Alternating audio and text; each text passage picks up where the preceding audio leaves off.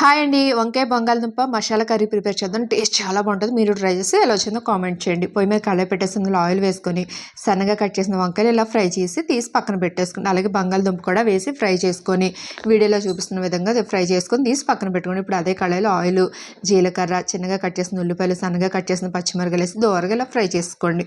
ఇదిగోండి కలర్ మారిపోయింది కదా. ఇప్పుడు ఇందులో 2 టమాటాలు ప్యూరీ వేసుకోండి.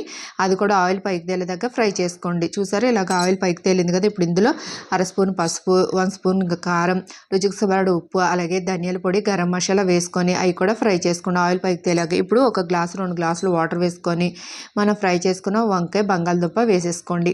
వేసి కలిపేసుకొని ఒక 10-15 నిమిషాలు ఉడకనిచ్చాక ఒక 5-6 జీడిపప్పులు మెత్తగా పేస్ట్ పట్టేసండి. ఆ పేస్ట్ని ఇందులో వేసేసుకోండి. దీనికి టేస్ట్ ఇంకా బాగుంటుంది. వేసి ఒక 10 నిమిషాలు ఉడికాక చివరిగా మెంతాకు వేసుకోండి. అంతే మన వంకాయ బంగాళదుంప curry prepare. Please subscribe, like. Thank you friends.